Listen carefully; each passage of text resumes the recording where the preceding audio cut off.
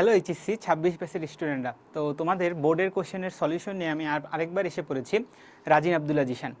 তো সবার আশা করি পরীক্ষাটা আসলে ভালো হয়েছে। গ্রুপে গ্রুপে দেখতেছিলাম যে মোটামুটি আশানুরূপ সবার পরীক্ষা হয়েছে। সবাই বলতেছে প্রশ্নটা তুলনামূলক অনেক সোজা আসছে।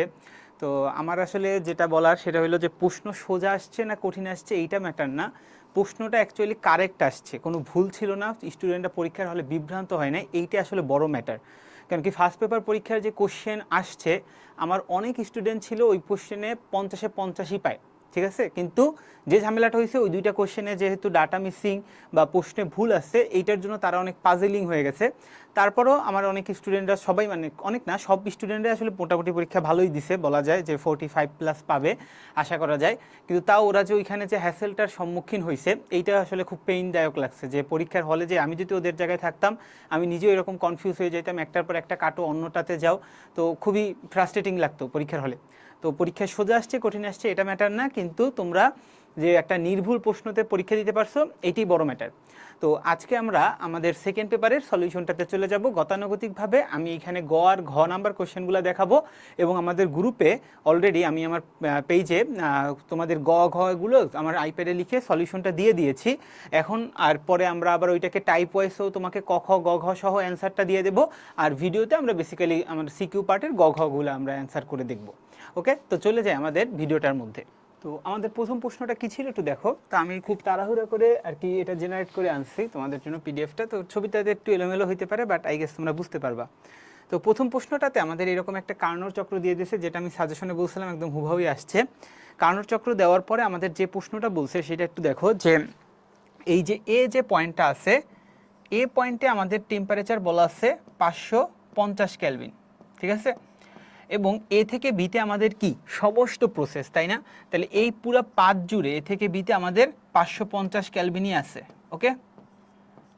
এবং বি থেকে সিটা কি আমাদের রুদ্ধতাপীয় প্রসারণ, তো রুদ্ধতাপীয় প্রসারণে টেম্পারেচারটা চেঞ্জ হবে, টেম্পারেচার চেঞ্জ হয়ে 330 ক্যালভিন হয়ে যাবে। সি পয়েন্টে আমাদের টেম্পারেচারটা থাকবে 330 ক্যালভিন। এবং আরও কিছু ডাটা দিয়ে দিয়েছে আমাদের এ পয়েন্টটাতে 3 × 10⁻³ ভলিউম বলা আছে, 3 × 10⁻³ মিটার কিউব এই ভলিউমটা বলা আছে, ঠিক আছে। আর বি পয়েন্টের কোনো ভলিউম বলা নাই। বি পয়েন্ট আমাদের যে জিনিসটা বলে দিয়েছে সেটা হলো V2/V1, V2/V1টার ভ্যালুটাও দেওয়া আছে 2:1, ওকে। গামার মান দেওয়া আছে 1.4, মোল সংখ্যা বলা আছে 1 মোল, ঠিক আছে। এখন আমাদের একটু প্রশ্নটাতে চলে যায়। গ নাম্বার প্রশ্নটাতে বলছে যে সি বিন্দুতে কার্যকর পদার্থের আয়তন নির্ণয় করো, সি বিন্দুতে কার্যকর পদার্থের আয়তন নির্ণয় করো। তাহলে এই জিনিসটা আমরা কিভাবে করব একটু দেখে আসি।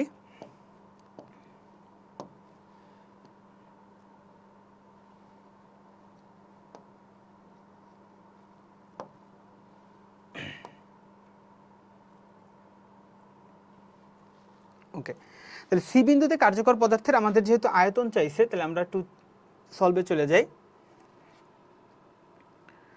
তাহলে আমাদের যে ডেটাটা দেওয়া আছে V1/V2 এর ভ্যালুটা দেওয়া আছে গ নাম্বারে, V1/V2, তাহলে V1/V2 এই জিনিসটার মান কত বলা আছে, আয়তন দ্বিগুণ হবে, তার মানে 1:1/2 আছে, তাই না? V2/V1 বা V1/V2 এই মানটা দেওয়া আছে 2:1, V2/V1টা হলো 2:1, এবং V1 এর আমাদের ভলিউমটা বলা আছে 3 × 10⁻³ তাই না? 3 × 10⁻³ তাহলে 3 × 10⁻³ যদি তুমি V1-এ বসাও, তাহলে এইখান থেকে তুমি বেসিক্যালি কি করতে পারবা, V2 এর ভ্যালুটা বের করতে পারবা। তো V2 এর ভ্যালুটা আমাদের আসে 6 × 10⁻³ মিটার কিউব, ঠিক আছে। V2টা পেয়ে গেলাম, ভালো কথা। এখন তোমার কাছে তো V2টা চাই না, তোমার কাছে চাইছে কি এই সি পয়েন্ট, মানে V3-তে তার ভলিউমটা কত হবে এই জিনিসটা চাইছে। তাহলে বিসি পার্টটা কি আমাদের রুদ্ধতাপীয়, তো আমি সবসময় বলে আসছি রুদ্ধতাপীয় থেকে কিছু একটা না কিছু একটা আসবেই। তাহলে রুদ্ধতাপীয়র ক্ষেত্রে আমাদের কোন ফর্মুলাটা মাইনা চলে, রুদ্ধতাপীয়র ক্ষেত্রে আমাদের যে ফর্মুলাটা মেনে চলে,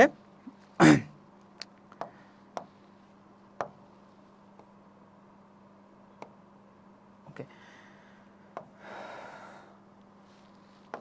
তাহলে রুদ্ধতাপীয় প্রক্রিয়ার ক্ষেত্রে আমাদের টি আর ভি এর মধ্যে সম্পর্ক কি, T1 V1 to the power Γ-1 is equals to T2 V2 to the power Γ-1, ঠিক আছে। তাহলে T1 এর ভ্যালুটা কি? T1 এর ভ্যালুটা হলো আমাদের, যদি আমরা কোশ্চেনটাতে যাই, T1 এর ভ্যালুটা আসলে কি বি পয়েন্টের টেম্পারেচারটা। তাহলে টেম্পারেচারটা কত? 550 কেলভিন। তাহলে বি পয়েন্টের টেম্পারেচারটা 550 কেলভিন। এবং V1টা তুমি একটু আগে ক্যালকুলেট করলা, V1 বলতে বেসিক্যালি আমাদের V2টা বি পয়েন্টের। তো আমি এটা আসলে এরকম লিখি, T B point, V B point, T C point আর V C point, T C point আর V C point to the power gamma minus 1। তাহলে তোমাদের আজকে বুঝতে ভালো হবে। তো বি পয়েন্টের আমাদের ভলিউমটা কত? V2 এর সমানটা তাহলে কত? 6 × 10⁻³ 3, 6 × 10⁻³ এবং টিসিটা আমাদের যেটা দেওয়া আছে সেটা হলো 330 কেলভিন। টিসিটা দেওয়া আছে আমাদের 330 কেলভিন, 330 কেলভিন। আর আমাদের ভিসিটা ক্যালকুলেট করতে বলছে, VC is equals to what. আর এই গামার মানটা আমাদের দুইটা জায়গাতেই বলা আছে 1.4, ঠিক আছে? তাহলে এইখান থেকে তুমি অ্যাকচুয়ালি ভিসিটা ক্যালকুলেট করতে পারবা। তাহলে ভিসিটা আমাদের কত আসে আমরা যদি একটু ক্যালকুলেশন করে দেখি, তাহলে 550 × 6 × 10⁻³ to the power gamma minus 1 to the power 1.4 minus 1, আর টিসিটা আছে 330। তাহলে এইখান থেকে আমরা যদি তোমার ভিসিটাকে ক্যালকুলেট করি, ভিসিটা আমার কাছে আসে 0.0215 metre cube, and that is the answer, 0.0215 metre cube. Simple.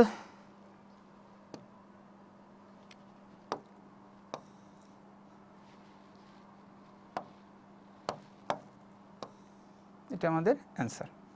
ওকে, তাহলে এখন আমরা 4 নম্বর কোশ্চেনটাতে চলে যাই। 4 নম্বর কোশ্চেনটাতে কি বলছে একটু দেখো, এবি এবং বিসি পর্যায়ে কৃতকাজ সমান হবে কিনা, এবি পাত এবং বিসি পাতে কৃতকাজ সমান হবে কিনা।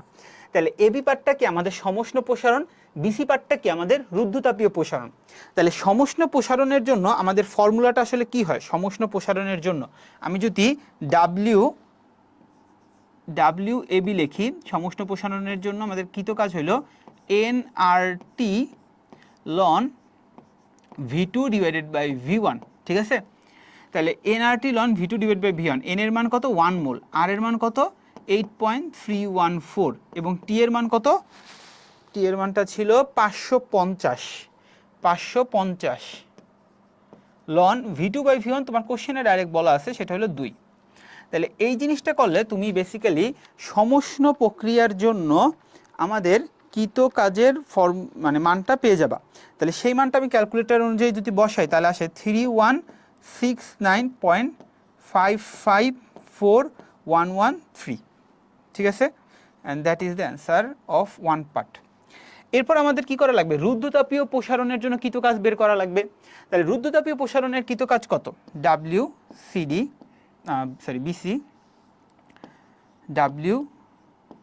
WBC is equals to NR 1 minus gamma T2 minus T1, ঠিক আছে? NR 1 minus gamma T2 minus T1। তাহলে দেখো T2 এর ভ্যালুটা হলো আমাদের কত? 550, আর T1 এর ভ্যালুটা কত আমাদের? T1 এর ভ্যালুটা হলো 330। আচ্ছা, T2 মাইনাস T1 লেখলে তোমরা আবার কনফিউজ হয়ে যেতে পারো। এটাকে এরকম লেখো, টিসি মাইনাস টিবি, ঠিক আছে? TC minus TB. তাহলে টিসির ভ্যালুটা হলো 330 আর টিবির ভ্যালুটা হলো 550, ওকে? 550 আর 330। তাহলে এই জিনিসটা করলে আমাদের যে ভ্যালুটা আসে, আমি যদি ক্যালকুলেটারে একটু বের করি, 8.314 1 মাইনাস 1.4 330 মাইনাস 550, তাহলে এইটা করলে আমাদের ভ্যালুটা আসে 4572.7 জুল, ওকে? তাহলে এইটা আমাদের আরেকটা অ্যান্সার। আমি বলছি কৃতকাজ সমান হবে কি, যেহেতু সমান হয় না তাহলে তুমি বলবা যে সমান হবে না, শেষ, সিম্পল। তাহলে আমাদের 1 নম্বর প্রশ্নটা শেষ। তো আমরা তাড়াহুড়া করে একটু তাহলে আমাদের 2 নম্বর কোশ্চেনটাতে কি বলছে একটু দেখো। এখানে হালকা একটু টাইপিং মিস্টেক হয়েছে, সেটা হলো এটা 2 ভোল্ট না, এটা কোশ্চেনে দেওয়া ছিল 12 ভোল্ট, 12 ভোল্ট, ওকে? তাহলে আমাদের একটা সার্কিট দিয়ে দিয়েছে C1 C2 C3 ভালো কথা, এটা একটা ভোল্টেজ উৎসের সাথে কানেক্টেড, তাও দিয়ে দিছে। গ নাম্বার প্রশ্নটা বলছে কি বর্তনীর তুল্য ধারকত্ব নির্ণয় করো। স্যারেরা হলো যে ফার্স্ট পেপার কোশ্চেনের পর সেকেন্ড পেপার কোশ্চেন করতে মনে হয় ভয় পাইছে এরকম লাগতেছে। তো প্রশ্নটাতে আমাদের তুল্য ধারকত্ব বের করতে পারলে এটা তো আমি মুখে মুখেই করে ফেলতে পারি, তাই না? যে C2 আর C3 আমাদের সাথে কিসে আছে? প্যারারেলে, তার সাথে C1টা আছে কি সিরিজে। তাহলে এই দুইটা যদি প্যারারেলে থাকে ধারকের এটা কি হবে? তুল্য ধারকত্ব এই দুইটার কি হবে? 3 আর 2 5 প্যারারেলে থাকলে যোগ হয়ে যায়, এবং তার সাথে C1টা আসে কি সিরিজে। তাহলে সিরিজে থাকলে আমাদের কি হয়? যদি দুইটা ধারক যদি সিরিজে থাকে আমরা এরকম ডাইরেক্টলি শর্টকাটটা লিখতে পারি না, C1 × C2 divided by C1 + C2। তাহলে এইটা যদি একত্র করি তাহলে আমি আর অপর পেজে গেলাম না, এখান থেকে আমি এটা করে ফেলি। সি ইকুইভ্যালেন্ট যেটা আসবে সেটা হলো এই 5-এর সাথে এই 1টা কি সিরিজে আছে, তাহলে 1 × 5 ডিভাইডেড বাই 1 + 5 একত্রে আমি লিখছি, মানে 1/1 যোগ 1/5, তাকে আবার উল্টাও এরকম না করে একত্রে লিখে ফেলছি। তাহলে আমাদের অ্যান্সারটা আসবে 5/6 মাইক্রোফ্যারাড, 5/6 মাইক্রোফ্যারাড। অ্যান্ড এটাই হলো আমাদের গ নাম্বার কোশ্চেনের অ্যান্সার।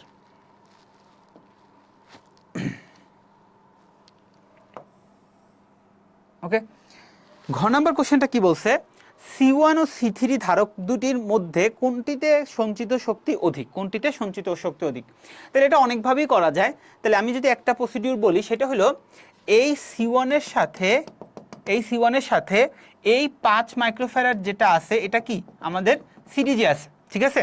তাহলে এই C1 এর অ্যাক্রসের তুমি ভোল্টেজটা বের করো, আর এই 5 মাইক্রোফ্যারাডের অ্যাক্রসের ভোল্টেজটা বের করো। তাহলে এই দুইটার অ্যাক্রসের ভোল্টেজ যেটা বের হবে সেটা তো ইন্ডিভিজুয়ালি, তারা যেহেতু প্যারারেলে আছে, C2 এর অ্যাক্রসেও সেই ভোল্টেজ এবং C3 এর অ্যাক্রসেও কি সেই ভোল্টেজ। তাহলে আমরা যদি ভোল্টেজটা বের করে ফেলতে পারি তাহলে ½ CV² দিয়ে আমরা কাজের মানটাও বের করে ফেলতে পারবো, তাই না? তাহলে এখন আমি ক্যাপাসিটরের জন্য আমার যে ফর্মুলা বুকটা আমি তোমাদের আপলোড করছি ওইখানে কিন্তু একটা ভোল্টেজ ডিভাইডারের একটা শর্টকাট ফর্মুলা আছে। তাহলে সেই ফর্মুলাটা কি? ভোল্টেজ ডিভাইডার যদি সিরিজে থাকে তাহলে সেই ফর্মুলাটা আমাদের এরকম ছিল যে সিরিজে থাকলে V = হবে যার ভোল্টেজটা বের করতে চাইতেছো তার ক্যাপাসিটেন্সের উপরে ইনভার্স হয়। তাহলে আমি ধরো C1 এর ভোল্টেজটা বের করতে চাইতেছি, তাহলে VC1 লিখলাম।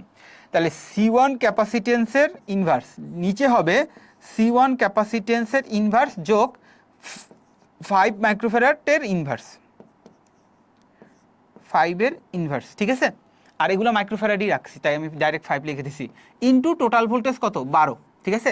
আমি C1 এর অ্যাক্রসে যদি ভোল্টেজটা নির্ণয় করতে চাই তাহলে আমাদের টেকনিকটা কি? যার অ্যাক্রসে ভোল্টেজটা নির্ণয় করতে চাইতেছি তার ইনভার্স ডিভাইডেড বাই সব কয়টা যারা আমাদের সিরিজে আছে তাদের ইনভার্স করে যোগ ইনটু টোটাল ভোল্টেজটা। তাহলে সিরিজে আছে কি C1, আর C1 এর সাথে কি 5 মাইক্রোফ্যারাডটা সিরিজে আছে, মানে 2 আর 3 মিলা হলো যে হ্যাঁ 2 আর 3 মিলে 5 মাইক্রোফ্যারাড যেটা হয়েছে সেটা।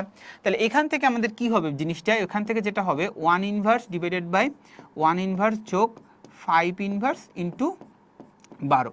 তাহলে কত আসে? তাহলে যেটা আসে 1 ইনভার্স ডিভাইডেড বাই 1 ইনভার্স যোগ 5 ইনভার্স ইন্টু 12, তাহলে ভোল্টেজটা আসে 10 ভোল্ট। ওকে, তাহলে তুমি এইটা যদি 10 ভোল্ট আসে তাহলে 5 মাইক্রোফ্যারাড যে ক্যাপাসিটরটা আছে 3 আর 2 মিলা তার অ্যাক্রসে কত আসবে? টোটাল ভোল্টেজ 12 ভোল্ট, 10 ভোল্ট এই C1 এর অ্যাক্রসে গেছে, তাহলে 5 ভোল্টের অ্যাক্রসে কত হয়ে যাবে?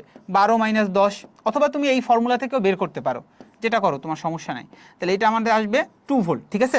তাহলে 5 মাইক্রোফ্যারাডের অ্যাক্রসে যে 2 ভোল্ট আসছে, তুমি এটা একটু দেখো, যদি প্যারারেলে থাকে এই দুইটার অ্যাক্রসে আমাদের ভোল্টেজ আসছে 2 ভোল্ট, এই দুইটার অ্যাক্রসে ভোল্টেজটা আসছে 2 ভোল্ট। তাহলে এইটার 2 ভোল্ট অ্যাক্রসে ভোল্টেজ আসলে C2 ও 2 ভোল্ট পাবে, C3 ও 2 ভোল্ট পাবে, কারণ প্যারারেলে দুইটার ভোল্টেজ সেম। তাহলে আমরা যদি এখন কি কাজের ফর্মুলাটা বের করে ফেলি, কাজের মানটা, তাহলে WC1 কত হবে? Half into 1 into 10⁻⁻6 into VA² মানে কি 10², ওকে? আর WC3 তাহলে এটা কত হবে? হাফ ইন্টু, এবার কিন্তু যেহেতু C3-র মধ্যে কাজ বের করতে চাইতে আছে এখানে কিন্তু 5 মাইক্রোফ্যারাড লিখে ফেলো না, এটা কিন্তু 3 মাইক্রোফ্যারাড হবে। তাহলে হাফ ইন্টু সি বলতে কত? 3 ইন্টু 10⁻⁶ ইন্টু ভোল্টেজের মানটা কত? 2²। তাহলে এই দুইটা ভ্যালু আমি একটু যদি বের করি, হাফ ইন্টু 1 ইন্টু 10⁻⁻6 ইন্টু 10², তাহলে এটা করলে আমাদের আসে 5 ইন্টু 10⁻⁵ 10⁻⁵ জুল। আর 2 নম্বরটা কত আসে, half into 3 into 10⁻⁻6 into 2 square, এটা করলে আমাদের আসে 6 ইন্টু 10⁻⁻6 এত জুল। তাহলে এই দুইটা আমাদের অ্যান্সার, এটা অ্যান্ড এটা, ঠিক আছে। তাহলে আমাদের ঘ নাম্বার প্রশ্নটা আসলে বলছিল কি, ঘ নাম্বার প্রশ্নটা বলছিল যে কোনটিতে সঞ্চিত শক্তি অধিক হবে। তাহলে সঞ্চিত শক্তি কোনটাতে অধিক হয়েছে, দেখো সঞ্চিত শক্তি আমাদের কোনটাতে অধিক, এখানে আমাদের 10⁻⁻5 আর এটা আমাদের 10⁻⁻6, একটাতে কি 10⁻⁻5 আর একটাতে আমাদের কি আসছে 10⁻⁻6। তাহলে যেটাতে -5 আসছে সেইটা আমাদের অধিক, তাই না, যেটাতে আমাদের -5 মানে শূন্যর পরে 5টা শূন্য এরকম, আর যেটাতে -6 সেটা আমাদের কম। ওকে, তাহলে আমরা এই পর্যায়ে আমাদের পরের কোশ্চেনটাতে চলে যাই। 3 নম্বর কোশ্চেনটাতে বলছে একটি তেজস্ক্রিয় মৌলের অর্ধায়ু 3.8 দিন, ক শিক্ষার্থী উক্ত মৌলের 82% ক্ষয় হতে, তাহলে এখানে 82% কি বলছে, ক্ষয় কথাটা বলছে, কত সময় লাগবে তা পর্যবেক্ষণ করছিল। খ শিক্ষার্থী বলল 18 দিন পরে মৌলটির অবশিষ্ট ভর প্রারম্ভিক ভরের 1/25 হবে। ওকে, তাহলে এখন গ নাম্বার কোশ্চেনটা বলছে ক শিক্ষার্থীর পর্যবেক্ষণ কাল নির্ণয় করো, মানে 82% ক্ষয় হইতে তার কত সময় লাগছে এটা বের করতে বলছে। তাহলে আমাদের যেটা ছিল সেটা হলো, যেহেতু অর্ধায়ু বলে দিছে কত 3.8 ডে, তাহলে অর্ধায়ু বলা থাকলে এখান থেকে কিন্তু আমরা ল্যামডাটা ক্যালকুলেট করতে পারি। ল্যামডা মানে কি, lambda is equals to ln 2 divided by T half. তাহলে ln 2 divided by T half, তাহলে এখান থেকে কি আসবে ln 2 divided by 3 T half মানে 3.8 ডেজ, তার মানে এখান থেকে আমাদের যেটা আসে 1.1824 ডে ইনভার্স 1, ঠিক আছে। এরপরে আমাদের বলছে 82% ক্ষয় হতে কত সময় লাগবে, তাহলে আমরা আমাদের সেই চিরজানা ফর্মুলাতে চলে যাই, n is equals to n nought e to the power minus lambda t, ঠিক আছে। তাহলে n divided by n nought into e to the power minus lambda t. তাহলে দেখো আমাদের যারা এটা পড়াশোনা করে আসছো তারা জানো যে 82% ক্ষয় মানে আমাদের n ডিভাইডেড বাই n নটটা আসলে কি বোঝায়, এটা আমাদের অক্ষত পরমাণুর সংখ্যা বোঝায়, তাই না। তাহলে কোনো একটা জিনিসের যদি 82% ক্ষয় হয় তাহলে অক্ষত আছে কত পার্সেন্ট, 18%। তাহলে n ডিভাইডেড বাই n নটে তুমি কত বসাবা, আমাদের 18% বসাবা, 82% ক্ষয় হলে 18% আসছে। আর e to the power minus lambda t, আমরা একটা কাজ করি উভয় পক্ষে যদি লন নিয়ে নেই, লন নিছো তাহলে এখানে থাকবে কি মাইনাস ল্যামডা ইন্টু টি, তাহলে এখন টি কত আসবে, টি আসবে ln 18% divided by minus lambda, তাহলে সেইটা করলে আমাদের কত আসে লন 18% ডিভাইডেড বাই মাইনাস ল্যামডার মান 0.1824 ধরছি আমি, তাহলে 9.4 ডে, 9.4 ডে, আর এটা তো ডে ইনভার্স 1, ঠিক আছে। তাহলে আমাদের এইটা অ্যান্সার 9.4 ডে, 82% ক্ষয় হইতে তার 9.4 ডে সময় লাগবে। ওকে, ঘ নাম্বার প্রশ্নটা কি বলছে দেখো, খ শিক্ষার্থীর বক্তব্যের যথার্থতা গাণিতিকভাবে যাচাই করো। তাহলে খ শিক্ষার্থী বলছে কি যে 18 দিন পরে মৌলটির অবশিষ্ট ভর প্রারম্ভিক ভরের 1/25 অংশ হবে, ঠিক আছে। তাইলে আমাদের 18 দিন পরে মৌলটির কতটুকু অক্ষত থাকে সেই জিনিসটা আর কি বের করা লাগবে। তাহলে আমরা যে ফর্মুলাটা জানি সেটা হলো n is equals to n nought e to the power minus lambda t, এই জিনিসটা আমরা জানি। এই ফর্মুলাটারই আরেকটা রূপ আসলে ভরের রেসপেক্টে দেওয়া যায়, W is equals to W nought e to the power minus lambda t, ঠিক আছে, ভরের রেসপেক্টে দেওয়া যায়। তারপরে মোলের রেসপেক্টে দেওয়া যায়, অনেকভাবে এটা দেওয়া যায়। আবার তেজস্ক্রিয়তার রেসপেক্টে দেওয়া যায়, R is equals to R nought e to the power minus lambda t. তাইলে 18 দিন পরে, তাইলে 18 দিন পরে তার কি অবস্থা হবে সেটা যদি আমরা ডাব্লু ডিভাইডেড বাই ডাব্লু নটটা বের করি, তাহলে এইটি আসলে মিন করবে কি অক্ষত ভরের সংখ্যা, তাই না, অক্ষত ভরের পরিমাণ। তাহলে ডাব্লু ডিভাইডেড বাই ডাব্লু নটটা কি হবে, ই টু দি পাওয়ার মাইনাস ল্যামডার জায়গায় আমরা কত বসাবো, ল্যামডার জায়গায় আমরা আগেই ক্যালকুলেট করছি 0.1824, তাই ল্যামডার জায়গায় বসাবো 0.1824, আর টি এর মানটা কি 18 ডে, তাই না, 18 লিখলাম। তাহলে এখান থেকে আমাদের এটা কত আসে একটু যদি ক্যালকুলেট করি, e to the power minus 0.1824 into 18, তাইলে আসে 0.0375, 0.0375, তাহলে এটা অ্যাপ্রক্সিমেটলি আসে আমাদের 3/80। আর সে বলছিল কত, সে বলছিল 1/25, তাই না? তাহলে 1/25টা কত, 1/25 মানে 0.04। তাহলে এই দুইটা তো সমান হয় না, তার কথাটা আসলে ঠিক না, এটা 0.0375, এটা 0.04, তাহলে উক্তিটা আসলে কি, তার উক্তিটা ঠিক হয় নাই। এটা আমাদের অ্যান্সার। ঠিক আছে, সিম্পল কোশ্চেন, খুব টাইমও লাগার কথা না, অ্যান্সারটাও মিলে যাওয়ার কথা। এরপরে আমাদের কি করছে, আমাদের একটা 4 নাম্বার কোশ্চেনে হুইস্টন ব্রিজ দিয়ে দিচ্ছে। ঠিক আছে, তাহলে হুইস্টন ব্রিজে কি কি বলা আছে, এই 6 ওহম, 12 ওহম, 18 ওহম, 24 ওহম, 4টা বাহুতে রোধের মান দেওয়া আছে, এবং যে ভোল্টেজটা কানেক্ট করছে সেইটা হলো 12.5 ভোল্টেজ। গ নাম্বার কোশ্চেনটাতে কি বলছে, চতুর্থ বাহুতে কত রোধ কিভাবে যুক্ত করলে ব্রিজটি সাম্যাবস্থা প্রাপ্ত হবে। ওকে, তাহলে এইখানে আগে একটা জিনিস বোঝা লাগবে, চতুর্থ বাহু কোনটা। চতুর্থ বাহু হলো এই জিনিসটাকে আমরা বলি প্রথম বাহু,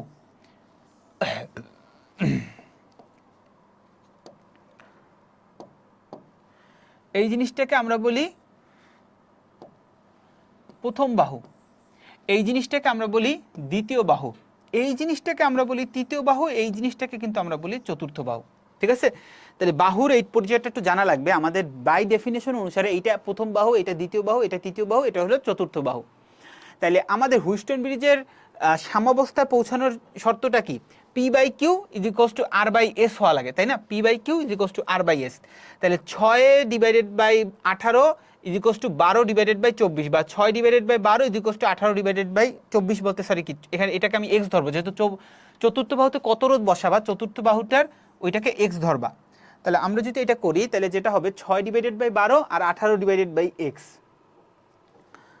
তাহলে যে জিনিসটা হবে, যে সাম্যাবস্থা যখন থাকবে 6/12 কি হবে, 18/x। তাহলে x এর ভ্যালুটা কত, একটু এখান থেকে ক্যালকুলেট করি। 6/12 18/x, তাহলে x এর ভ্যালুটা আসে 36 ওহম। তাহলে ওই চতুর্থ বাহুতে আমাদের আপাতত আছে কত, 24 ওহম, তাহলে আমাদের ওইটার বানানো লাগবে কি 36 ওহম। আমরা জানি সিরিজে কোন একটা রোধ লাগাইলে তার রোধের মানটা বাড়ানো যায়, তাই না? তাহলে এক্সট্রা কত ওহম আমাদের ওই চতুর্থ বাহুতে লাগানো লাগবে, এক্সট্রা 36 মাইনাস 24, তার মানে কত, 12 ওহম। তাহলে এক্সট্রা 12 ওহম আমাদের ওই বাহু, চতুর্থ বাহুটাতে তুমি যদি লাগাও, তাইলে সে কি হবে, তাইলে সে আমাদের সাম্যাবস্থা প্রাপ্ত হবে। ঘ নাম্বার কোশ্চেনটা কি বলছে, শিক্ষার্থীর পর্যবেক্ষণের যথার্থতা গাণিতিকভাবে যাচাই করো। তাহলে শিক্ষার্থী আসলে কি পর্যবেক্ষণ করছে, চতুর্থ বাহুতে আমাদের প্রশ্নটা শিক্ষার্থী কি বলছে এটা একটু দেখি। সেটা হলো যে বলছে সাম্যাবস্থায়, এটা একটু খেয়াল রেখো, সাম্যাবস্থায় বর্তনীর মূল প্রবাহ ও 6 ওহম রোধের মধ্যে প্রবাহ এ দুইয়ের অনুপাত এক কিনা। তাহলে যখন সাম্যাবস্থায় বলবে তখন একটু খেয়াল রাখতে হবে, সেটা হলো সাম্যাবস্থায় পৌঁছে গেলে আমরা একটু ক্যালকুলেট করছি কি, যে এখানে 24 ওহম বসবে না, এখানে বসবে কত, 36 ওহম। আর কি বলছে, যে সাম্যাবস্থায় বর্তনীর মূল প্রবাহ এবং 6 ওহম রোধের মধ্যে প্রবাহ, 6 ওহম রোধের মধ্যে প্রবাহ, এই দুইয়ের অনুপাত সমান হবে কিনা। ঠিক আছে, 6 ওহম মানে কি, এই জিনিসটার মধ্যে প্রবাহ। ঠিক আছে, তাহলে সাম্যাবস্থা আমরা এতটুকু জানি যে এই গ্যালভানোমিটারের মধ্যে থেকে কি কোনো কারেন্ট যাবে না, তাহলে এই ব্রাঞ্চটাকে তুমি ওপেন করে ফেলতে পারো। ঠিক আছে, এই ব্রাঞ্চটাকে তুমি ওপেন করে ফেলতে পারো। তাহলে সার্কিটটাতে কারেন্টের ফ্লোটা কি হবে, এখান থেকে বের হয়ে এই পাথে যাবে একটা, এই পাথে একটা যাবে কারেন্ট, তারপরে তারা মিলিত হয়ে আবার কি সোর্সে ফেরত আসবে। তাহলে আমরা যদি একটু আঁকি, তাহলে যে জিনিসটা হবে সেটা হলো, নিচে খুব সম্ভবত 12 ভোল্টেজ ছিল, আমাদের নিচে ছিল 12 ভোল্টেজ, 12 ভোল্টেজটার প্লাসটা আবার দেওয়া আছে এই সাইডে, তো প্লাসটা যে সাইডে থাকুক ওটা ম্যাটার করে না। তাহলে আমরা যদি সার্কিটটা একটু রিড্র করি, সার্কিটটা বেসিক্যালি আমাদের কীরকম দেখাবে, আমি যদি একটু আঁকি,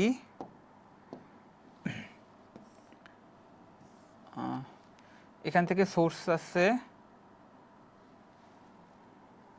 সরি, সোর্স থেকে কারেন্ট বেরোইছে, বের হয়ে এদিকে আসতেছে, এরপরে এদিকে আসছে, এরপর সে দুইটা ব্রাঞ্চ পাবে, উপরে একটা নিচে আরেকটা ব্রাঞ্চ, এবং তাদের মাঝখানে আসলে বেসিক্যালি দুইটা রোধ আছে,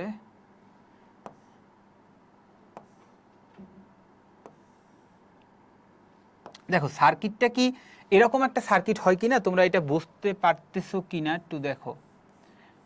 উপরের যে দুইটা রোধ আছে না, ওই দুইটা রোধকে আমি লাম্প করে দিছি, মানে ক্যাসকেড করে দিছি।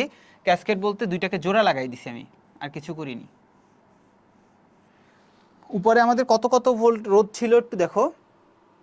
উপরে ছিল 6 আর 12, এই দুইটা যেহেতু সিরিজে আছে তাহলে একত্রে ওখানে আছে 18, নিচে আছে 36 আর 18, তাইলে 6 আর 12 মিলে আমাদের উপরে আছে 18 ওহম, আর নিচে আছে 36 আর একটা কত 18, তাই না? 36 আর 18, তাহলে 36 যোগ 18 মিলে আমাদের 54 ওহম। দুইটাকে আমি লাম্প করে ফেলছি। তাইলে এই 18 ওহমের মধ্যে থেকে যে কারেন্টটা যাবে সেইটাই আসলে বলতে পারি কি 6 ওহমের মধ্যে থেকে যাবে, তাই না? আর টোটাল যে সার্কিটের কারেন্টটা সেটা কত, এইখান থেকে যে কারেন্টটা বের হইতে আছে সেই কারেন্টটা হলো টোটাল সার্কিটের কারেন্ট, ঠিক আছে? তো টোটাল সার্কিটের কারেন্টটা বের করার জন্য আমাদের যে জিনিসটা লাগবে সেটা হলো এইটার তুল্য যদি তুমি রোধ বের করতে চাও, যেহেতু দুইটা প্যারালেলে আছে তাহলে আর ইকুইভ্যালেন্ট আমরা বের করে ফেলি। তাহলে আর ইকুইভ্যালেন্ট আমাদের হবে R equivalent is equals to 54 into 18, একত্রে লিখে ফেলতেছি প্যারারেলেরটা, 54 ইন্টু 18 ডিভাইডেড বাই 54 যোগ 18, তাহলে কত আসে 54 ইন্টু 18 ডিভাইড বাই 54 যোগ 18, তাতে আসে আমাদের 13.5। ওকে, তাহলে এটা হলো আর ইকুইভ্যালেন্ট। তাহলে V by I is equals to sorry V is equals to I R, তাহলে এখান থেকে আমাদের আই ইজ ইকুয়ালস টু কী আসবে, V divided by R equivalent. Okay, তাহলে ভি এর মানটা হলো আমাদের 12 আর আর ইকুইভ্যালেন্টের মানটা হলো 13.5, তাহলে এখান থেকে কত আসে 12 ডিভাইডেড বাই 13.5, তার দ্যাট মিন্স 12 ছিল না, এটা 12.5 ছিল, সরি 12 না 12.5, দ্যাট মিন্স 0.92, একটু ভুল লিখছি এখানে, এখানে 12 ছিল না, এখানে 12.5 ছিল, তাহলে এখানেও 12.5 হবে। তাহলে ওই মানটা আসে 0.926 অ্যাম্পস। ওকে, তাহলে এইটা পাইলাম কি, আমি এটা সার্কিটের টোটাল কারেন্টটা পাইছি, এটা আমাদের একটা পোর্শন, আমাদের দুইটা কারেন্টের তুলনা করতে যখন হবে তখন একটা পোর্শন আমি পেয়ে গেছি। এখন এই কারেন্টটা এখান থেকে আইসা এখানে আইসা কি হবে, দুইটা পাথে চলে যাবে। তাহলে এখন যদি আমি একটা কারেন্ট ডিভাইডার রুল দিয়ে দিই, কারেন্ট ডিভাইডার রুল এখন দেখো 6 ওহমের মধ্যে চাইছে না, তার মানে আমি একটুকে বলছি 18 ওহমের মধ্যে থেকে যে কারেন্ট 6 ওহমের মধ্যে থেকে একই কারেন্ট।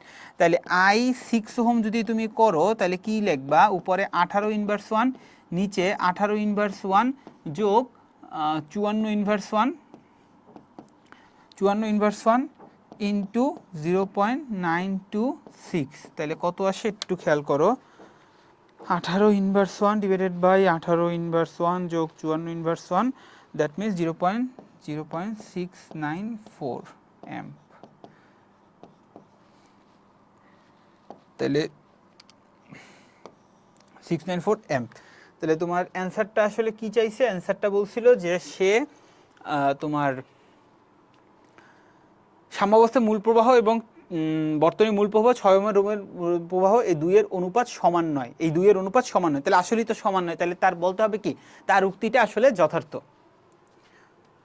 এরপর আমরা পরের প্রশ্নটা চলে যাই, 5 নাম্বার প্রশ্ন।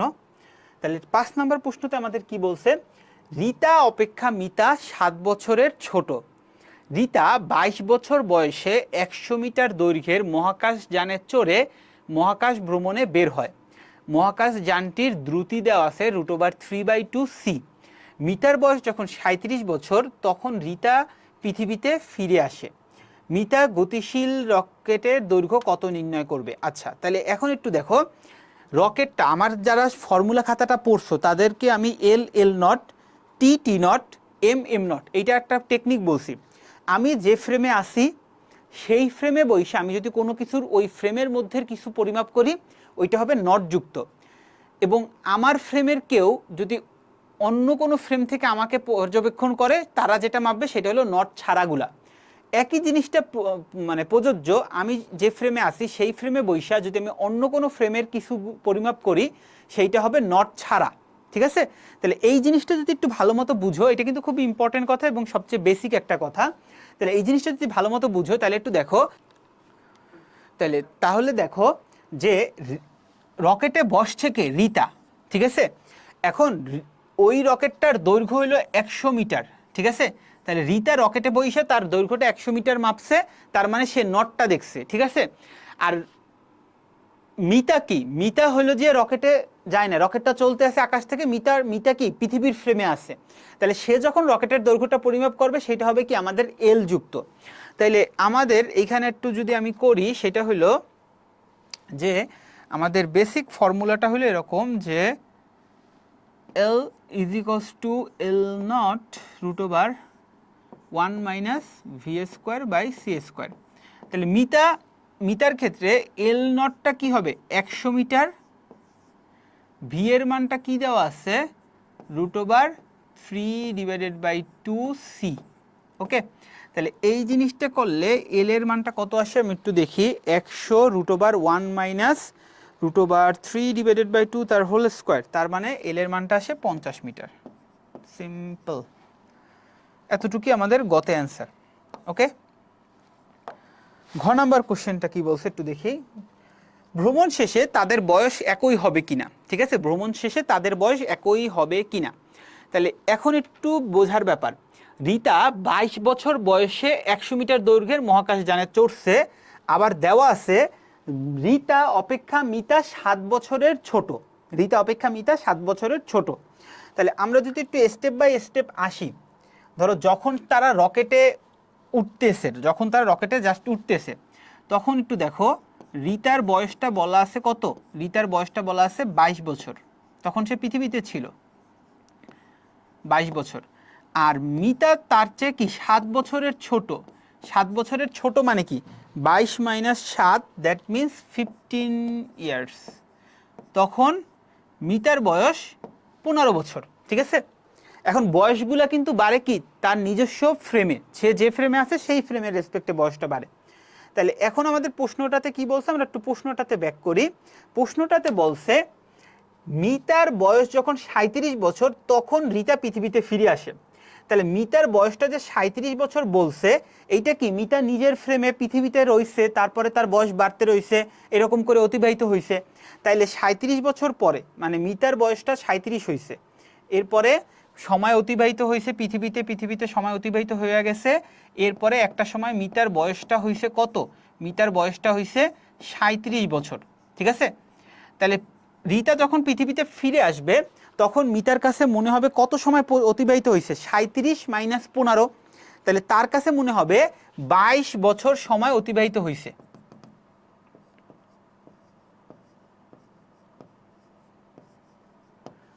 এটা কি আর্থের রেসপেক্টে?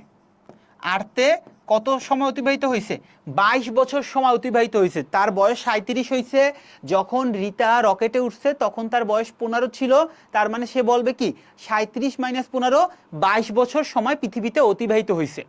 বাট রিতার বয়সটা কি 22 বছর বাড়বে? রিতা তো অন্য একটা ফ্রেমে আছে, তার নিজস্ব ফ্রেমে বসে তার যে বয়সটা বাড়তেছে, তাই না? তাহলে এখন আমাদের একটু দেখো, T is equals to T naught root over divided by 1 minus V square by C square. তাহলে এখন একটু বোঝার চেষ্টা করি, সেটা হলো আমি যদি রকেটে থাকি, আমার বয়সটা আমাদের রকেটের ফ্রেমে কত বছর অতিবাহিত হয়েছে সেইটা আসলে বলা আছে, মানে সেই অনুযায়ী বাড়বে।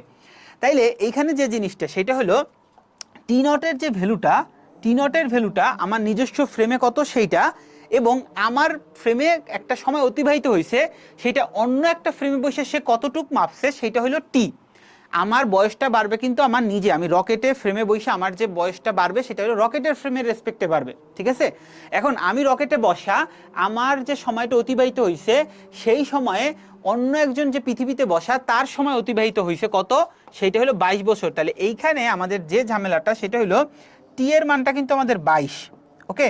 আর আমাদের ক্যালকুলেট করতে হবে টি নটটা।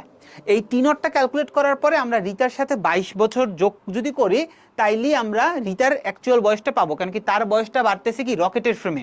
আরেকবার একটু কথাটা একটু শোনো। কথাটা হলো এরকমভাবে বলছি যে আমি যে ফ্রেমে আসি ওই ফ্রেমে বৈশা কোনো একটা কিছুর বয়স যদি আমি নির্ণয় করি, আমি যে ফ্রেমে আছি সেই ফ্রেমে বৈশা যদি আমি ওই ফ্রেমেরই কোনো কিছু নির্ণয় করি সেটা হবে নট, এবং আমি যে ফ্রেমে আছি অন্য একটা ফ্রেমে বৈশা যদি আমার ফ্রেমের কিছু নির্ণয় করে সেটা হলো নট ছাড়া। তাহলে দেখো রিতার বয়সটা বাড়বে কিন্তু তার নিজের ফ্রেমে, ঠিক আছে, কিন্তু অন্য একজন যায়া অন্য একটা ফ্রেমে বৈশা বলছে যে অতিবাহিত হয়েছে 22 বছর, অন্য একটা ফ্রেমে একজন লোক বলছে অতিবাহিত হয়েছে 22 বছর, কিন্তু আমার ফ্রেমে তো সেটা 22 বছর অতিবাহিত হয় নাই। আমি যদি আমার ফ্রেমের যদি কেউ আমাকে মাপতো তাইলে সে যদি 22 বছর বলতো সেইটা তাইলে 22 বছর হইতো। তাহলে এইখানে যে জিনিসটা সেটা হলো টি এর মানটা আমাদের 22 বছর বলা আছে এবং আমাদের টি নটটা ক্যালকুলেট করতে হবে। তাহলে টি নটটা কত আসবে? টি নটটা আসবে টি √1 - v²/c²। তাহলে টি √1 - v²/c² যদি তুমি করো তাহলে টি এর মানটা কত? টি এর মানটা 22 √1 - √3/2 তার হোল স্কোয়ার, তার মানে 11 বছর, ঠিক আছে। তাইলে রিতার ফ্রেমে যে বয়সটা মিতার ফ্রেমে 22 বছর অতিবাহিত হয়েছে, রিতার ফ্রেমে ওই একই সময়ে আসলে 11 বছর অতিবাহিত হয়েছে। তাহলে 11 বছর যদি অতিবাহিত হয় তাহলে সে যখন রওনা দিছিল তখন তার বয়সটা ছিল কত? 22 বছর। তাইলে রিতার বয়সটা হবে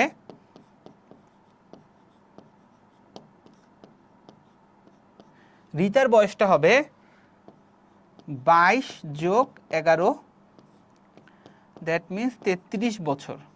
কি অবস্থা বুঝছো? 33 বছর হয়েছে, কিন্তু ওদিকে মিতা তার চেয়ে 7 বছর আগে হইলো যে জন্ম, মানে 7 বছর ছোট ছিল, এখন তার বয়স 37 হয়ে গেছে, রিতার বয়স 33 হয়ে গেছে। মানে কি মিতা আসলে বড় হয়ে গেছে। তোমাদের বলছে যে তারা আসলে সমান বয়স হবে কিনা, এরকমই তো কিছু চাইছিল, তাই না? আমাদের প্রশ্নটাতে বলা হয়েছিল যে ভ্রমণ শেষে তাদের বয়স সমান হবে কিনা, তো ভ্রমণ শেষে তাদের বয়স আসলে সমান হবে না। তো এটা একটা ছোটোর মধ্যে একটা ভালো ম্যাথ, মনে করো, খারাপ না। এগুলো এরকম কোশ্চেন আমাদের টি মানে এই টপিক থেকে কোশ্চেন আসলে আসলে টি এর অঙ্কগুলাই বেশি আসে।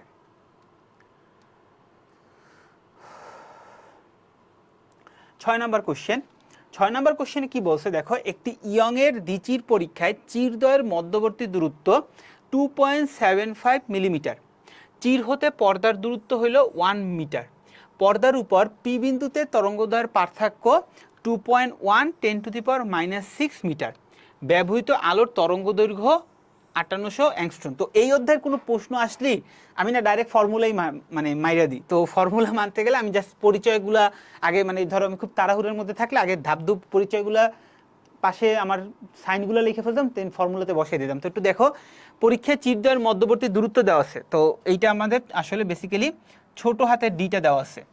পর্দার দূরত্বটা আমাদের বেসিক্যালি বড় হাতের ডিটা দেওয়া আছে। পর্দা হতে পি বিন্দুতে তরঙ্গদৈর্ঘ্যের পথ পার্থক্য, আচ্ছা পথ পার্থক্য একটা দিছে, আর ব্যবহৃত আলো তরঙ্গদৈর্ঘ্য দেওয়া আছে, তার মানে কি ল্যামডা দেওয়া আছে। গ নাম্বার বলছে কি, সৃষ্ট ব্যতিচারে ডোরার প্রস্থ বের করো। তাহলে ডোরার প্রস্থের আমাদের ফর্মুলাটা কি? ডোরার প্রস্থের ফর্মুলাটা হইল বিটা = λd/2d। এটা কিন্তু ডোরার ব্যবধান না, ডোরার প্রস্থ, λd/2d।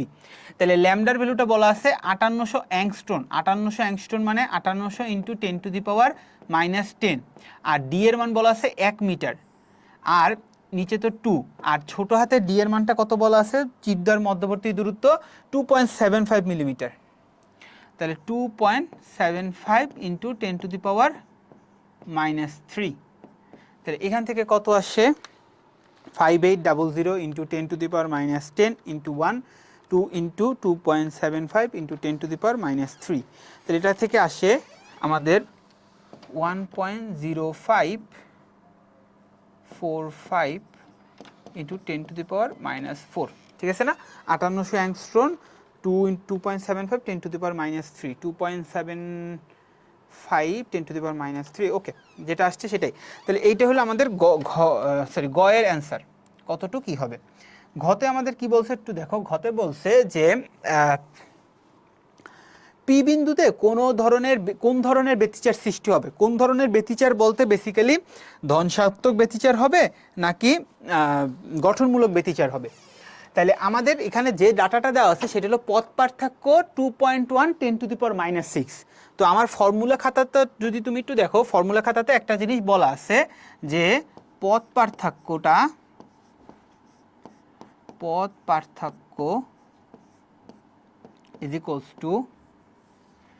λ/2 এর যদি জোড় গুণিতক হয় তাইলে কি আমাদের উজ্জ্বল।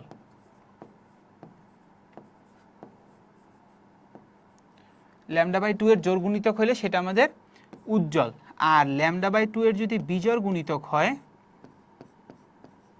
তাইলে আমাদের কি অনুজ্জ্বল।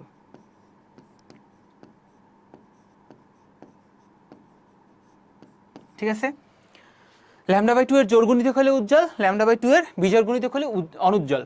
তাহলে এই অঙ্কগুলোর ক্ষেত্রে আসলে যে কাজটা করা হয় সেইটা হলো যে আমরা পদ পার্থক্যর জায়গায় ওই ভ্যালুটা বসাই, দেন আমরা n ল্যামডা মানে টুয়াইস n ইন্টু λ/2 মানে কি n ল্যামডা বের করি।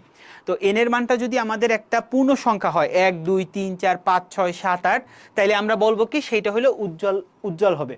আর যদি এইটাতে না মেলে তাইলে আমরা সেকেন্ডটাতে বসাই, সেকেন্ডটাতে বসাইলে n এর মানটা যদি একটা পূর্ণ সংখ্যা হয় তাহলে সেইটা আমরা বলবো কি অনুজ্জ্বল হবে এবং এত নাম্বার অনুজ্জ্বল হবে। ঠিক আছে, এরকম করে আমরা টেস্ট করি।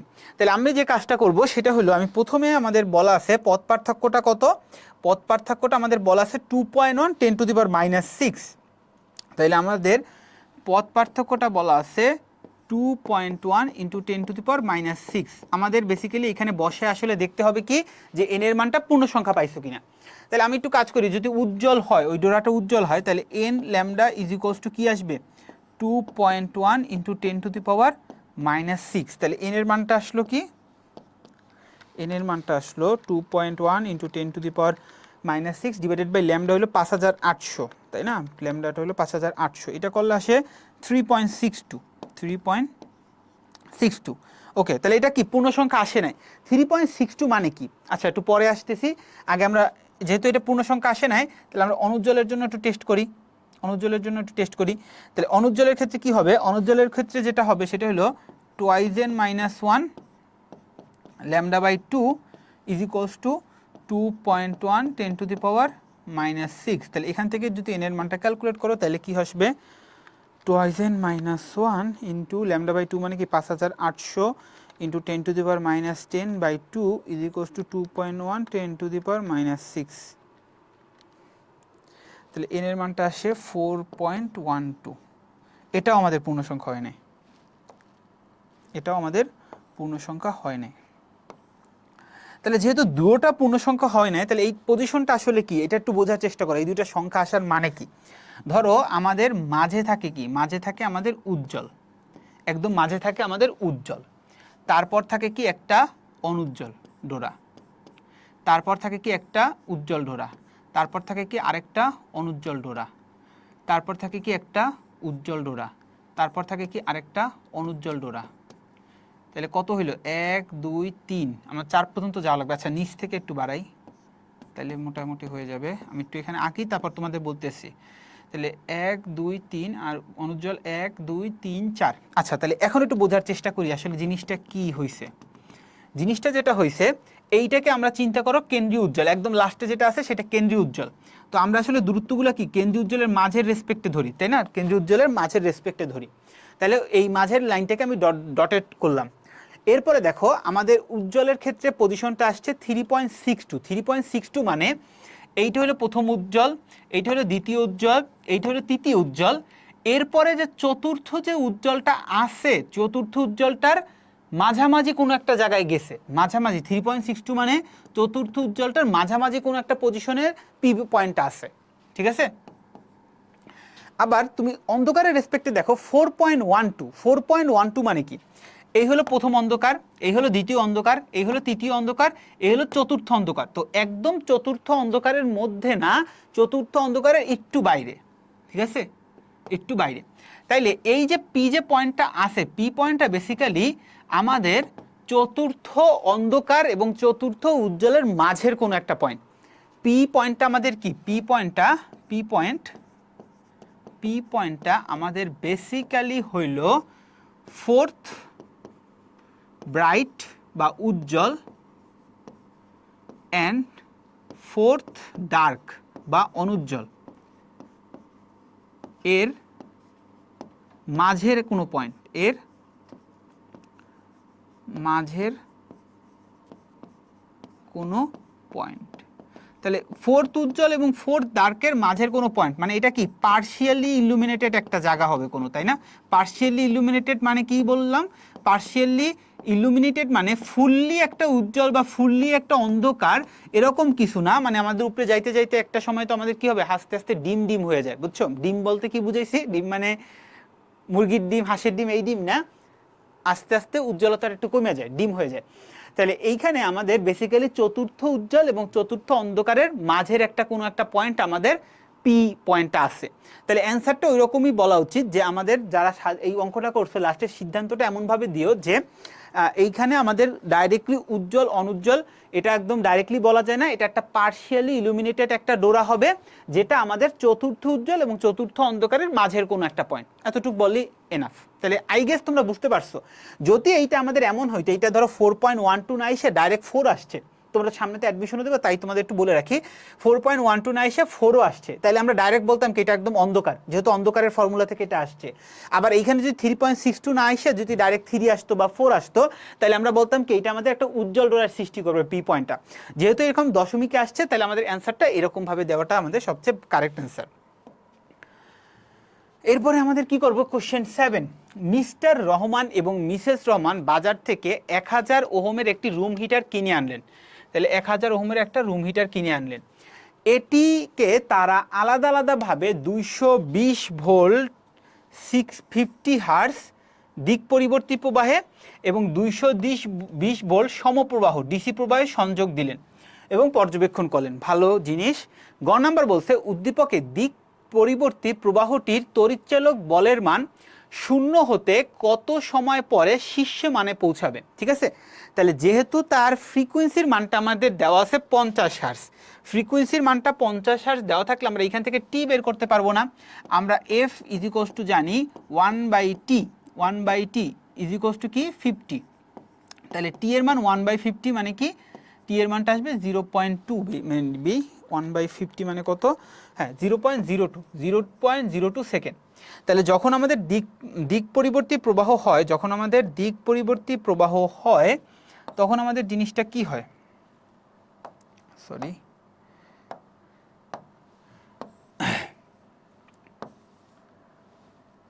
তো যখন আমাদের দিক পরিবর্তী প্রবাহ হয় তখন আমাদের গ্রাফটা তো এরকম সাইনের, তাই না? তাইলে এই পুরো একটা টাইম পিরিয়ডটা হইলো আমাদের টি, তাই না? এই পুরো টাইম পিরিয়ডটা হইলো আমাদের টি, ঠিক আছে? তাহলে এতটুক যাইতে তার কত সময় লাগবে, t/2, আর এতটুক যাইতে তার কত সময় লাগবে, t/4, তাই না? তাহলে আমাদের বলছে শূন্য থেকে পিকে পৌঁছাতে তার কত সময় লাগবে। তাহলে যে অ্যান্সারটা হবে 0 থেকে পিকে পৌঁছাইতে, তাহলে টি রিকোয়ার্ডের মানটা কি হবে, t/4। তাহলে টি এর মানটা কত, 0.02/4, that is the answer, 5 millisecond, 5 millisecond, ঠিক আছে? তাহলে 0 থেকে পিকে পৌঁছাতে তার সময় লাগবে 5 মিলিসেকেন্ড। ঘ নাম্বার প্রশ্নটা কি বলছে, উদ্দীপকে কোন সংযোগটি অধিক তাপ উৎপাদনে কার্যকর হবে, কোন সংযোগটি অধিক তাপ উৎপাদনে কার্যকর হবে। তাহলে এইখানে একটু ব্যাপার আছে, প্রশ্নটার ভাষাটা একটু বোঝার চেষ্টা করো। অধিক তাপ উৎপাদনে কার্যকর হবে, এখন এইখানে যে ঝামেলাটা অনেকে করে, যেমন আমার সলিউশন যেটাতে দিছি সেটাতে আমি বলছি যে দুটোটা আসলে সমান তাপ উৎপন্ন করবে, কিন্তু আমার একটু মডিফিকেশন করার দরকার ছিল, ওটা আমি এখন ক্লাসে বলে দিচ্ছি। সেটা হলো যে এই যে 220 ভোল্টটা দেওয়া, এইটা আমাকে একটু বলে এটা কি তার এই এসি প্রবাহের ম্যাক্সিমাম মান, নাকি এসি প্রবাহের মিনিমাম মান, নাকি এসি প্রবাহের আরএমএস মান। তাহলে এইটা একটু মনে রাখতে হবে, আমাদের যখন এসির কোনো এরকম রেটিংয়ের ভ্যালুগুলো বলবে এইটা আসলে আরএমএস মানটাই বলে। 220 ভোল্ট বেসিক্যালি আমাদের ভি আরএমএসটাকে বোঝায়, 220 ভোল্ট আমাদের ভি আরএমএসটাকে বোঝায়। আর ডিসির ক্ষেত্রে তো কোনো এরকম বলার কিছু নেই, ডিসির ক্ষেত্রে 220 ভোল্ট মানে 220 ভোল্ট। এখন মনে রাখবো আমরা যে তাপের যে মানে পাওয়ারের যে জিনিসগুলো দেই, v²/r, i²/r, এসি যখন পাওয়ারফুল থাকে তখন ওইখানে আমাদের v²/r basically V RMS square divided by R, i² into R, এইটা basically I RMS square into R. Okay, যখন আমাদের এসি থাকে। তাহলে এসির ক্ষেত্রে একটু দেখবা, এসির ক্ষেত্রে যে জিনিসটা সেটা হলো যে আমাদের জেনারেটেড পাওয়ার, এসির ক্ষেত্রে জেনারেটেড যে পাওয়ারটা হবে, যেমন এইখানে যে ডাটাটা দেওয়া আছে এবং রোধের মান দেওয়া আছে, তাহলে পিএসি, আমি অপর পেজে একটু লিখি,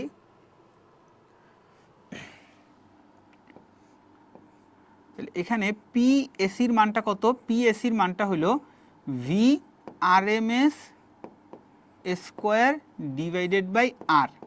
তাহলে এই যে পিএসিটা বের হইতেছে এটা বেসিক্যালি পিএসির অ্যাভারেজ মানটা বের হইতে আছে। এইটা কি পিএসির অ্যাভারেজ মানটা বের হইতে আছে। তাহলে সেইটা কত? V R M S square divided by R. তার মানে কত? আর এম এস এর মানটা দেওয়া আছে 220 স্কোয়ার ডিভাইডেড বাই আর এর মানটা দেওয়া আছে 1000। ওকে, তাহলে এইটা করলে আমাদের পাওয়ারের ভ্যালুটা কত আসবে? 220 স্কোয়ার ডিভাইডেড বাই 1000, 48.4, 48.4 ওয়াট। ঠিক আছে। আর পিডিসি এটাও আসলে অ্যাভারেজ টাইপেরই বোঝায়। তাহলে পিডিসিটা কি? VDC square divided by R. তাহলে ভিডিসি স্কোয়ার মানে কি 220 স্কোয়ার ডিভাইডেড বাই আর মানে কি 1000। তাহলে এটাও আমাদের আসবে 48.4 ওয়াট। তাহলে এইটা তো আসলে বের করছি কি আমরা, অ্যাভারেজটা বের করছি। এটা কি আসলে বের হয়েছে? অ্যাভারেজটা। কিন্তু আমাদের প্রশ্নটার ভাষাটা একটু দেখো। প্রশ্নটার ভাষাটা হইল যে কোন সংযোগটি অধিক তাপ উৎপাদনে কার্যকর হবে, কোন সংযোগটি অধিক তাপ উৎপাদনে কার্যকর হবে। তাইলে এইখানে যে জিনিসটা হইলো সেটা হইলো, আমরা তো এসির ক্ষেত্রে দেখছি এরকম একটা সাইনোসয়েডাল টাইপের হয়। তো এসির যখন ভোল্টেজটা ম্যাক্সিমামে থাকে তখন কি সে বেশি তাপ উৎপন্ন করবে, যখন ভোল্টেজটা এই রকম পজিশনে থাকে তখন একটু কম তাপ উৎপন্ন করবে, যখন ভোল্টেজটা জিরো তখন তাপ উৎপাদন জিরো। এইরকম এক একটা সময় এক একটা তাপ উৎপাদন করবে। সেইটার অ্যাভারেজটা হইলো V R M S square by R. সেটা কত? 48.4। ঠিক আছে। কিন্তু যখন এসিটা পিকে থাকবে, যখন এসিটা আমাদের পিকে থাকবে তখন কিন্তু সে বেশি তাপ উৎপন্ন করতে পারবে। ওকে, তাহলে এইখানে একটু খেয়াল রাখতে হবে। সেটা হলো বলছে কোনটি বেশি তাপ উৎপাদনে সক্ষম, মানে এসিটা মানে ডিসিটা সর্বোচ্চ কত তাপ উৎপন্ন করতে পারে এবং এসিটা সর্বোচ্চ কত তাপ উৎপন্ন করতে পারে সেইটা তোমাকে বের করা লাগবে। তাহলে এইখানে একটু দেখো, এইখানে যে জিনিসটা সেটা হলো যে পি এসি সর্বোচ্চ যে তাপ উৎপন্ন করতে পারে সেটার পিকের মানটা কত হবে। সেইটার পিকের মানটা যদি বের করতে চাও তাহলে এখানে কি লিখবা? V peak square divided by R. V peak square divided by R. আর ডিসিটার ক্ষেত্রে পিকটা কত? ডিসিটাতে তো সব সময় জুড়ে 220 ভোল্ট থাকে, তাই ভিডিসির পিকটা কিন্তু 220 স্কোয়ার বাই আর মানে কি 1000ই হবে, মানে কি 48.4ই হবে। তাহলে ও সর্বোচ্চ কিন্তু এতটুকুই উৎপাদন করতে পারে এবং এইটা কি সময়ের পুরো সময় জুড়ে এই তাপটাই উৎপন্ন করে। বাট ভিএসি পিকটা কিন্তু ভি পিকটা কেমনে বের করি? আর এম এস এর সাথে √2 গুণ করে, তাই না? ভি আর এম এস মানে কি পিক ডিভাইডেড বাই √2। তাহলে পিকের মানটা কি? আর এম এস এর সাথে √2 গুণ করে, তার মানে কি 220 √2 স্কোয়ার, আর আর এর মানটা কত? 10 কিউব। ঠিক আছে। তাহলে এইটা করলে কি হবে? 220 √2 স্কোয়ার ডিভাইডেড বাই আর এর মান 10 কিউব। তাহলে অ্যান্সারটা হবে 96.8 ওয়াট। তার মানে এসিটা আসলে অধিক তাপ উৎপাদনে সক্ষম। এসিটা কিন্তু অ্যাভারেজে 48.4ই করবে, কিন্তু বেসিক্যালি এসিটা তোমার কাছে কোশ্চেন করছে কোনটা অধিক তাপ উৎপাদনে সক্ষম। তো অ্যান্সারটা কিন্তু আসবে এসিটা অধিক তাপ উৎপাদনে সক্ষম। ওকে, তাহলে এই প্রশ্নটা কি বুঝা গেছে? তাহলে অ্যান্সারটা হলো এইটা অধিক তাপ উৎপাদনে সক্ষম। আই গেস তোমরা বুঝতে পারছো। তাহলে আমাদের লাস্ট কোশ্চেন এসে বললাম, সেটা কি কোশ্চেন করছে, এবং আমি এটা প্রেডিক্ট করছিলাম যে এবার 8 নাম্বার চ্যাপ্টারে হলো আমার একটা স্টুডেন্টও ছিল, ও আর কি বলছে যে ভাই লজিক গেট থেকে এবার প্রশ্ন দিবে এবং ও খুব ভালো অ্যানালাইসিস কাজে লাগতেছে, ভালোই মনে হইতেছে। তো লজিক গেট থেকে কিছু একটা দিছে। তো এখানে গ নাম্বার কোশ্চেনটা বলছে কি, উদ্দীপক বাল্বটিকে সুইচের সমান্তরালে সংযোগ, না এটা তো গ নাম্বার বলছে কি উদ্দীপকে বর্তনীর সত্যক সারণী বের করো। তাহলে 3টা সুইচ আমাদের আছে কি সিরিজে, তার সাথে কি একটা বাল্ব আছে, তাই না? তাহলে সত্যক সারণী যদি করো তাহলে 3 ইনপুটের সত্যক সারণীতে আমাদের পসিবল কেস হইতে পারে 8টা।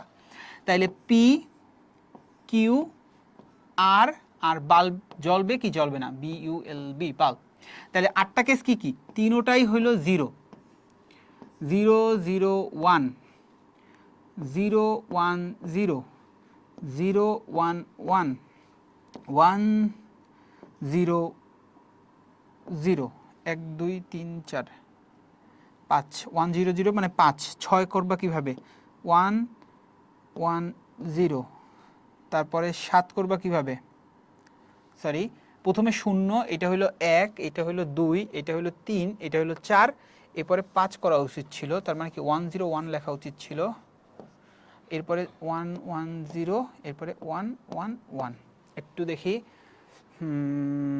ঠিক আছে। তাহলে আমাদের পসিবল কেস হলো এই 8টা হইতে পারে। 8টা আসলে কীভাবে লিখছি, বাইনারিতে 0 থেকে 7 লিখতে যে কম্বিনেশনটা ওইটাই করছি। এটা 0, এটা 1, এটা 2, এটা 3, এটা 4, এটা 5, এটা 6, এটা 7। তোমরা তো আইসিটি পরীক্ষা দিয়ে আসছো, খুব ভালো জানার কথা। তাহলে এখন একটু দেখো, যখন সিরিজে বাল্বগুলো থাকে, সিরিজে সুইচগুলো আছে, এইখানে কি একটা বাল্ব আছে, আর এইখানে কি আমাদের কি বলে সোর্স আছে।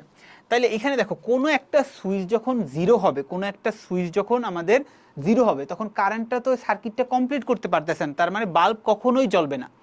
সবগুলো যখন অন হবে তখনই বাল্বটা জ্বলার খালি পসিবিলিটি আছে। তার মানে বাল্বের ক্ষেত্রে শুধু 1 1 1 এই কেসটাতেই আমাদের 1 হইতে পারে, বাকি সব কয়টা কেসে আমাদের 0 হবে। অ্যান্ড এতটুকু অ্যান্সার, ঠিক আছে। তাহলে এইটা আমাদের সব কয়টাই যখন 1 তখনই আমাদের 1 হইতে পারে, এবং এর বাদ বাকি যে কোনো একটা কেসে আমাদের যদি ওইটা ওপেন হয়ে যায় তাহলে আমাদের এটা কি, আমাদের বাল্বটা জ্বলবে না। তাহলে এইটা আসলে বেসিক্যালি আমাদের অ্যান্ড গেটকে রিপ্রেজেন্ট করে না। একটু দেখো তো অ্যান্ড গেটে কি হয়, এ ইন্টু বি ইন্টু সি, আর এটা ধরো বাল্বকে বললাম বি ইউ এল বি। তাহলে আমাদের তিনোটা যখন 1 হবে তখনই 1 হবে। এ বি সি এর কোনো একটা মান যদি 0 হয় তাহলে বাল্বটা জ্বলবে না। অ্যান্ড গেটকে রিপ্রেজেন্ট করতেছে, আর কিছুই না। ঘ নাম্বার কোশ্চেনটাতে কি বলছে একটু দেখি। ঘ নাম্বার কোশ্চেনটাতে বলছে উদ্দীপকে বাল্বটিকে সুইচের সমান্তরালে সংযোগ দিলে বর্তনীটি কোন লজিক গেটের সমতুল্য বর্তনীতে পরিণত হবে।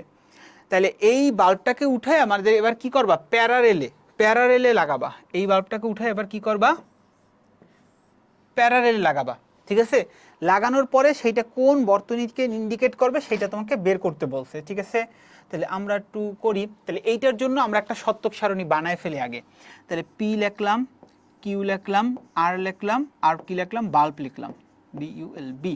এবং পসিবল সব কয়টা কেস 0 0 0 0 0 1 0 1 0 0 1 1 1 0 1 5 আর 6 কীভাবে হবে 1 1 0 1 1 1 2 4 6 7, 7টা কেস হয়েছে, তার কোনটা বাদ গেল, 0 1 2 3 4 লেখা হয় না, 1 0 0 লেখা হয় না, 1 0 0 4 1 0 1 5 1 1 0 6 1 1 1 7।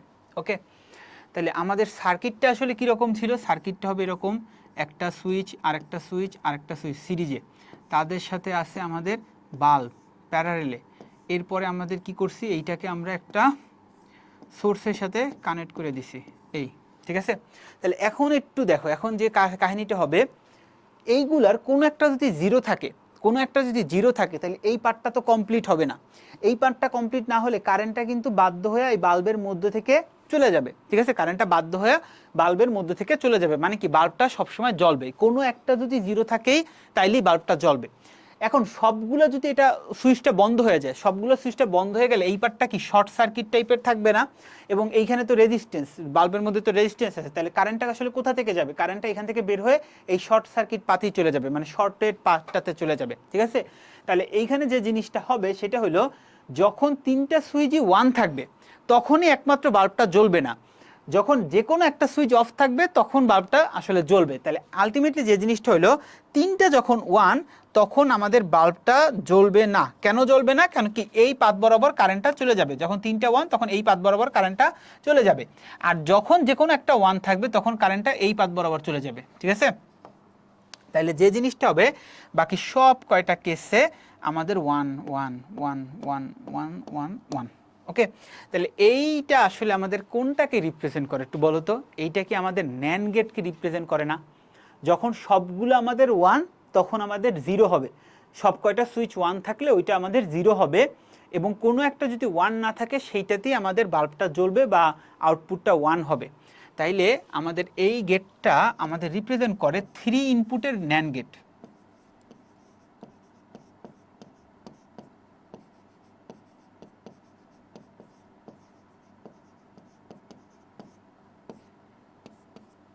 3 ইনপুটের NAND গেট। তো দ্যাটস ইট, তোমাদের হলো যে এতটুকুই হলো আমাদের সলিউশন। 8টা কোশ্চেনের আমি প্রত্যেকটার ঘগুলো আসলে সলিউশন করে দিয়েছি তোমাদের। তো আশা করি তোমাদের সবার এক্সামটা ভালো হয়েছে। তোমাদের ফার্স্ট পেপারের যে এক্সামটা খারাপ হয়েছিল সেইটার ব্যাকআপ হিসেবে তোমরা সেকেন্ড পেপারটা আসলে খুবই ভালো দেওয়ার কথা সবার। আর এছাড়াও ফার্স্ট পেপারে যারা খারাপ দিছো তারাও আসলে প্যানিক করো না। অনেকে আছে যে ভাই আমি তো পরীক্ষায় A+ না, আমি হলো যে আমার একটা স্টুডেন্ট ডাইরেক্ট আমাকে মেসেজ দিছে যে ভাই আমি তো পরীক্ষায় A+ না, আমি আসলে ফিজিক্সটাতে পুরো ফুল মার্ক চাচ্ছিলাম, তো এখন তো আমার খুব খারাপ লাগতেছে। তো তাদেরও বলবো তোমাদের টেনশন নেওয়ার কিছু নাই। তোমাদের বোর্ডে যেহেতু ঝামেলা হয়েছে এবং এটা প্রপারলি রেকগনাইজ করা হয়েছে, টিচার বলো তোমার স্টুডেন্ট বলো সবাই অ্যাটলিস্ট সরকার পর্যায়ে জানছে যে একটা ঝামেলা হয়েছে। এমন অনেক সময় দেখা যায় কি যে টোটেস্ট না করলে বা কেউ যদি এগুলো নিয়ে কথা না বলে তখন সরকার পর্যায়ে জানি না, এই ভুলটা ভুলই থেকে যায়।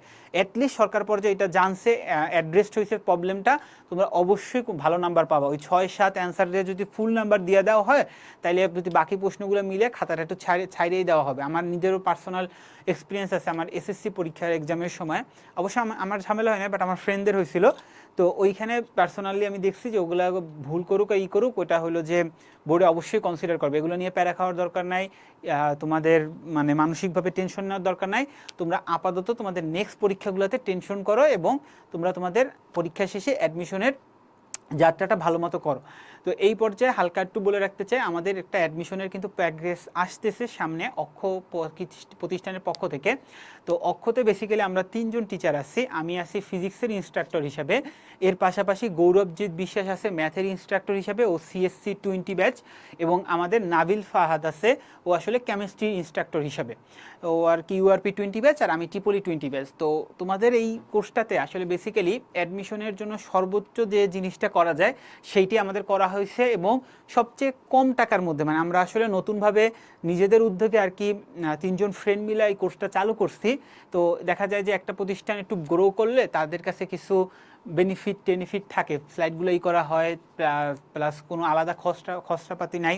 কিন্তু আমরা খসড়াপাতি থাকা সত্ত্বেও খুব একটা অ্যাগ্রেসিভ প্রাইসই তোমাদের এই জিনিসটা দিছি এবং আমার বিশ্বাস যে ওই কোর্সটা যারা করবা তারা অ্যাটলিস্ট কম্প্যাক্ট ওয়েতে অ্যানালাইসিস সহকারে এবং সবচেয়ে গুছানো, মার্কেটের মধ্যে সবচেয়ে গুছানো আসলে একটা অ্যাডমিশন প্যাকেজটা পাবা। তো তোমাদের সবাইকে আমন্ত্রণ রইল আমাদের সাথে অ্যাটলিস্ট কোর্সের ম্যাটেরিয়ালস বা আমাদের ডেমো ক্লাস আপলোড হয়ে যাবে তোমরা যখন আর কি পরীক্ষা শেষ করবা, ওইটা একবার ভিজিট করে দেখতে পারো।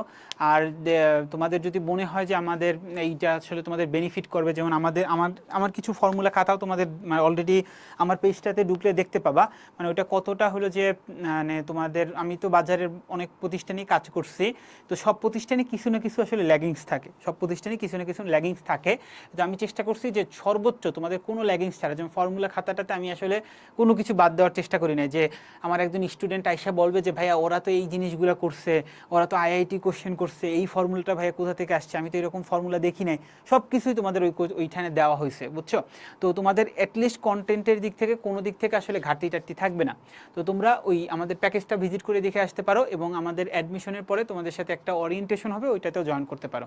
তো আজকের ভিডিও এই পর্যন্তই। All the very best for your upcoming exams.